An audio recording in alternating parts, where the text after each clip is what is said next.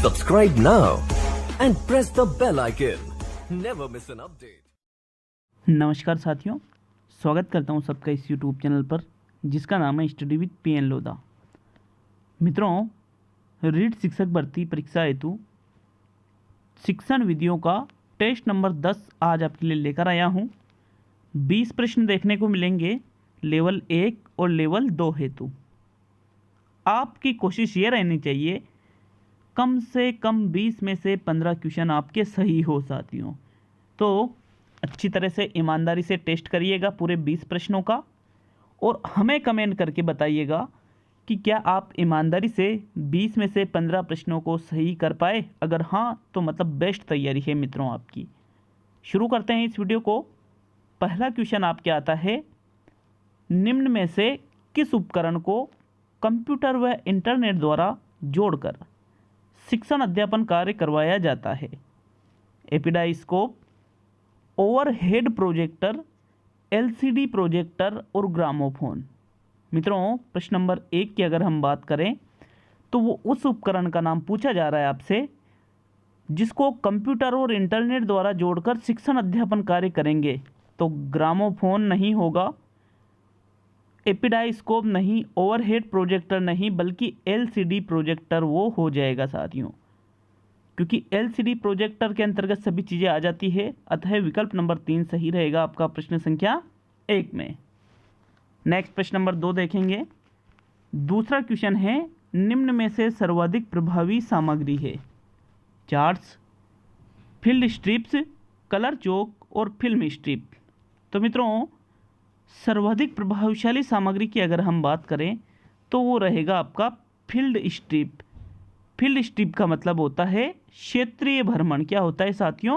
क्षेत्रीय भ्रमण, क्योंकि वहाँ पर प्रत्यक्ष रूप से बालक उस चीज़ के बारे में जानकारी प्राप्त करेगा, इसलिए ये सबसे बेस्ट विकल्प आपका रहेगा प्रश्न संख्या 2 में। नेक्स्ट प्रश्न नंबर 3 पे आएंगे। निदान शब्द का प्रयोग साधारणतः किस क्षेत्र में किया जाता है? कला के क्षेत्र में, संगीत के क्षेत्र में, चिकित्सा के क्षेत्र में या अभियांत्रिकी के क्षेत्र में? मित्रों, जो निदान शब्द है इसका साधारणतः प्रयोग चिकित्सा के क्षेत्र में किया जाता है, जो रोग है उनको जानने के लिए। विकल्प नंबर 3 सही रहेगा आपका प्रश्न संख्या 3 में। नेक्स्ट प्रश्न नंबर 4। प्रश्न नंबर 4 है मित्रों, रोल प्ले विधि के मूल भाव है। वास्तविक व सामाजिक भूमिका निभाना, थिएटर में एकांकी करना, नेता की भूमिका बनाना और अध्यापक की भूमिका निभाना। तो देखिएगा, रोल प्ले जो विधि है इसका मूल भाव होता है वास्तविक व सामाजिक भूमिका निभाना। रोल प्ले मेथड के अंतर्गत आ जाती है साथियों ये चीज़ें। विकल्प नंबर 1 सही है प्रश्न संख्या 4 में। एक महत्वपूर्ण सूचना देना चाहूँगा, साइकोलॉजी का बहुत ही महत्वपूर्ण वीडियो मैंने अपलोड किया है। 20 प्रश्न है, वहाँ पर भी जरूर देखिएगा। टॉप 20 क्वेश्चन वहाँ पर देखने को मिलेंगे साथियों। बहुत ही शानदार और अच्छा वीडियो है वो आपकी तैयारी के लिए। प्रश्न नंबर 5 पे आता है साथियों, बालकों में निरीक्षण करने की योग्यता के विकास में सर्वाधिक मदद करता है भ्रमण, चार्ट, नमूना और कंप्यूटर। तो ये जो प्रश्न है मित्रों, इस प्रश्न का उत्तर मैंने आपको कुछ देर पहले इसी वीडियो में बताया था फील्ड स्ट्रिप के बारे में। फील्ड मतलब होता है क्षेत्रीय भ्रमण के बारे में मैंने आपको वहाँ पर बताया था। तो फील्ड स्ट्रिप में मैंने आपको यही बताया था कि बालक स्वयं प्रत्यक्ष अनुभव उस चीज़ का करेगा, अनुभव करेगा, निरीक्षण करेगा, अवलोकन करेगा, ये होता है भ्रमण में। विकल्प नंबर 1 सही है प्रश्न संख्या 5 में। नेक्स्ट प्रश्न नंबर 6। मित्रों, प्रश्न नंबर 6 है, थोड़ा ध्यान से देखना इस क्वेश्चन को क्योंकि इंपॉर्टेंट क्वेश्चन है। क्वेश्चन गलत होने के चांस ज़्यादा रहेंगे। सतत व व्यापक मूल्यांकन का अर्थ है। क्या अर्थ है सतत व व्यापक मूल्यांकन का? विकल्पों को देखेंगे। अध्यापकों का विद्यालय आधारित मूल्यांकन, विद्यालय आधारित मूल्यांकन जिसमें बाल विकास के सभी पहलू शामिल हो, छात्रों का विद्यालय आधारित मूल्यांकन और विद्यालय आधारित मूल्यांकन जिसमें अध्यापक और बालक के विकास के सभी पहलू शामिल हो। तो साथियों, CCE का उचित अर्थ बताइए। देखिए, अध्यापकों का विद्यालय आधारित मूल्यांकन तो होगा नहीं, छात्रों का विद्यालय आधारित मूल्यांकन भी नहीं होगा, लेकिन दूसरा और चौथा विकल्प, ये दोनों ऐसे विकल्प हैं जिसमें आपको डाउट हो रहा होगा। तो देखिए जो चौथा विकल्प है ये कह रहा है विद्यालय आधारित मूल्यांकन, ठीक है यहाँ तक, जिसमें अध्यापक और बालक के विकास के सभी पहलू शामिल है। तो साथियों सीसीई अध्यापकों के विकास के लिए थोड़ी लागू किया गया है, बल्कि बालक के विकास के लिए शामिल किया गया है। तो विद्यालय आधारित मूल्यांकन जिसमें बाल विकास के सभी पहलू शामिल हो वो सही रहेगा सीसीई के अर्थ में। दूसरा विकल्प बेटर है साथियों चौथे विकल्प से, क्योंकि अध्यापक बालक तो ठीक है, बालक के लिए ही सीसीई लागू है, लेकिन जो अध्यापक है उसके भी विकास के सभी पहलू शामिल होंगे, तो ये तो सीसीई का अर्थ नहीं होता है साथियों। अतः यहाँ चौथा न होकर दूसरा विकल्प सही है प्रश्न संख्या 6 में। नेक्स्ट प्रश्न नंबर 7, सहायक सामग्री वास्तव में अपने देश में शैक्षिक क्रांति ला सकती है, यह किसमें लिखा हुआ है? मुदालियार आयोग की रिपोर्ट में, कोठारी आयोग की रिपोर्ट में, नई शिक्षा नीति में और शिक्षा का अधिकार अधिनियम 2009 में।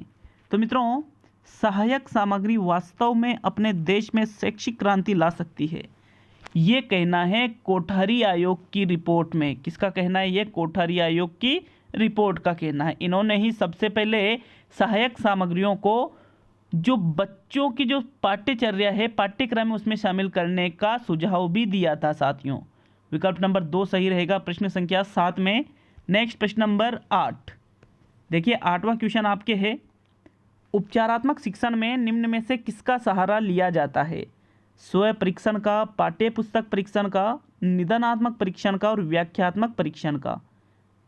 अब विकल्प है आपके सामने, केवल 1 व 2 सही है, केवल 2 व 3 सही है, केवल 3 व 4 सही है और केवल 3 सही है। तो मित्रों जो उपचारात्मक शिक्षण है इसमें ओनली निदानात्मक परीक्षण का ही सहारा लिया जाता है, तो मतलब चौथा विकल्प सही है, केवल 3 सही है। कौन सा विकल्प सही रहेगा साथियों? चौथा, क्योंकि उपचार के लिए किसकी आवश्यकता होती है? निदान की। तो केवल 3 ही सही है मित्रों, चौथा विकल्प सही है प्रश्न संख्या 8 में।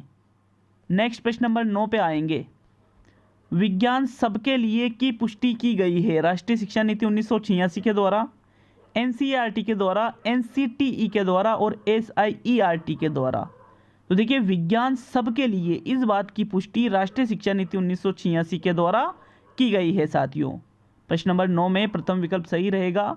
नेक्स्ट प्रश्न नंबर 10, जो कल की पीडीएफ है वो मैंने डाल दी है टेलीग्राम चैनल पर, और आज के जो 3 टेस्ट हैं, राजस्थान जीके का टेस्ट है दोनों लेवल के लिए, ये टीचिंग मेथड का टेस्ट चल रहा है, और इसके अलावा एक साइकोलॉजी का टेस्ट है विशेष प्रश्नों का।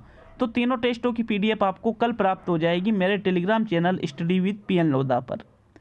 नेक्स्ट प्रश्न नंबर 10, विज्ञान की प्रकृति में सम्मिलित नहीं किया जाता विज्ञान के संप्रत्यय, प्रविधियाँ, विज्ञान के आर्थिक पक्ष और विज्ञान के सामाजिक पक्ष। तो जो देखिए जो प्रकृति है विज्ञान की, उसमें विज्ञान के सामाजिक पक्ष भी आते हैं, प्रविधियाँ भी आती है, विज्ञान के संप्रत्यय भी आते हैं, लेकिन विज्ञान के आर्थिक पक्षों को विज्ञान की प्रकृति में सम्मिलित नहीं किया जाता है साथियों। मतलब तीसरा विकल्प सही है प्रश्न संख्या 10 में। नेक्स्ट प्रश्न नंबर 11 पे आएंगे, निगमन विधि का उपयोग है मानसिक क्षमता को बढ़ाना, वैज्ञानिक दृष्टिकोण विकसित करना, सूत्र की स्थापना करना और सूत्र प्रयोग करना। तो देखिए मानसिक क्षमता बढ़ाना, वैज्ञानिक दृष्टिकोण विकसित करना, सूत्र की स्थापना करना, ये तीनों उपयोग तो आगमन विधि के हैं। किस विधि के हैं? आगमन के, निगमन के नहीं है। निगमन का तो यहाँ सूत्र का प्रयोग करना, क्योंकि इसमें सूत्र पहले बता दिया जाता है और फिर निगमन विधि के आधार पर सूत्र का प्रयोग किया जाएगा। तो चौथा विकल्प सही है प्रश्न संख्या 11 में। नेक्स्ट प्रश्न नंबर 12, मित्रों प्रश्न नंबर 12 है, उपलब्धि परीक्षण एवं नैदानिक परीक्षण के में अंतर होता है, उद्देश्यों का, प्रकृति का, कठिनाई स्तर का, इनमें से कोई नहीं। तो जो उपलब्धि परीक्षण है कि बालक ने कितना ज्ञान अर्जित किया है कितना नहीं, नैदानिक जो परीक्षण है बालक के अंदर क्या क्या कमियां हैं, इसमें अंतर होता है उद्देश्यों का। किसका अंतर होता है साथियों? उद्देश्यों का, क्योंकि इसका उद्देश्य अलग है और इसका उद्देश्य अलग है। प्रथम विकल्प सही है प्रश्न नंबर 12 में। नेक्स्ट प्रश्न नंबर 13, साथियों 13वां क्वेश्चन है, पूर्वदर्शित लक्ष्य जिसके लिए क्रिया की जाती है उसे कहते हैं विधि, प्रविधि, युक्ति और उद्देश्य। तो मित्रों अपूर्वदर्शित लक्ष्य जिसके लिए क्रिया की जाती है, मतलब जिन लक्ष्यों को आप प्राप्त करना चाहते हो, जिनके लिए क्रिया कर रहे हो, उसको विधि, युक्ति या प्रविधि तो कहेंगे नहीं, बल्कि उसको उद्देश्य के नाम से जाना जाएगा। प्रश्न संख्या 13 में आपका चौथा विकल्प सही है साथियों। नेक्स्ट देखते हैं प्रश्न नंबर 14 को। मित्रों, प्रश्न नंबर 14 है, अबेकस का प्रयोग छोटी कक्षाओं में किस शिक्षण में प्रभावी है? गिनती सिखाने में, लिखना सिखाने में, वाचन सिखाने में और हस्तलेख सिखाने में। तो जो अबेकस है इसका प्रयोग पहली चीज़ तो गणित शिक्षण के अंतर्गत किया जाता है साथियों। जो छोटे बच्चे होते हैं, अबेकस एक सहायक सामग्री है, उस सहायक सामग्री का प्रयोग छोटे बच्चों को गिनती सिखाने में किया जाता है। इसको गिनतारा के नाम से भी जानते हैं, गिनतारा इसको कहा जाएगा। देखिए ये क्या होता है, जैसे इस प्रकार का एक आकृति होती है, उसमें इस प्रकार के छोटे छोटे ये कुछ डंडे टाइप के लगे होते हैं और उसमें जैसे एक पारा यहाँ पे है, फिर उसके आगे 2 पारे हैं, फिर उसके आगे 3 पारे हैं, फिर उसके आगे अगले वाले बिंदु पर 4 है, फिर 5 है, फिर 6, 7, 8, 9, 10 इस प्रकार ये पारे बने होते लगे होते हैं। उसमें बालक उनको अच्छी तरह से गिनता है, 1 ये, फिर 2 है तो ये 2, फिर ये 3 है तो 3, इस प्रकार से अबेकस का प्रयोग होता है गिनती सिखाने में। विकल्प नंबर 1 सही है आपका प्रश्न संख्या 14 में। चलिए नेक्स्ट प्रश्न नंबर 15 पे आते हैं। प्रेरणा या ज्ञान का सजीव स्रोत क्या है? लेखक, छात्र, शिक्षक और पाठ्य पुस्तक। तो मित्रों, जो प्रेरणा या ज्ञान है इसका सजीव स्रोत शिक्षक है, मतलब प्रेरणा ज्ञान का। छात्र तो सजीव स्रोत होगा नहीं, पाठ्य पुस्तक निर्जीव है। लेखक और शिक्षक में से आप चुनाव करोगे शिक्षक का, क्योंकि शिक्षक ही बच्चों को विद्यालय में पढ़ाता है साथियों। हो सकता है शिक्षक भी एक लेखक हो, वो अलग बात है, लेकिन हर लेखक शिक्षक नहीं होता है। तीसरा विकल्प सही रहेगा आपका प्रश्न संख्या 15 में। जरूरी नहीं है कि हर लेखक विद्यालय में बच्चों को पढ़ाने जाए। नेक्स्ट प्रश्न नंबर 16 पे आते हैं साथियों। आगमन विधि मार्ग है खोज का, लक्ष्य का, अनुकरण का, तीव्रता का। तो मित्रों, आगमन विधि तो अनुकरण का नहीं है, तीव्रता का नहीं है, बल्कि खोज का मार्ग है। किसका मार्ग माना जाता है आगमन विधि को? खोज का मार्ग। विकल्प नंबर 1 सही है प्रश्न संख्या 16 में। चलिए नेक्स्ट प्रश्न नंबर 17 की ओर बढ़ते हैं। प्राथमिक स्तर पर गणित शिक्षण का महत्व है सांस्कृतिक, मानसिक, व्यवहारिक और आध्यात्मिक। तो मित्रों, इस प्रश्न का उत्तर अगर जो बोर्ड माने तो मानसिक भी मानना पड़ेगा और व्यवहारिक भी मानना पड़ेगा, क्योंकि मानसिक और व्यवहारिक दोनों ही गणित शिक्षण के लिए महत्व रखते हैं प्राथमिक स्तर पर। वैसे अगर एग्जैक्टली देखें तो आपका राइट आंसर रहेगा व्यवहारिक, क्योंकि छोटी कक्षाओं में व्यवहारिक चीज़ें ही बच्चों को सिखाई जाती है। प्रश्न 17 में तीसरा विकल्प सही है, वैसे बोर्ड इसको 2 को भी सही मानेगी मित्रों। प्रश्न नंबर 18 है, सामाजिक अध्ययन के मनुष्य का साहचर्य विषय जुड़ा है भूगोल से, अर्थशास्त्र से, समाजशास्त्र से और राजनीति शास्त्र से। तो मित्रों, सामाजिक अध्ययन के मनुष्य का साहचर्य विषय है वो है समाजशास्त्र, जिसमें मनुष्य से संबंधित ही सभी चीज़ें बताई गई है साथियों। प्रश्न नंबर 19 सेकंड लास्ट क्वेश्चन है, इसके बाद एक और क्वेश्चन है।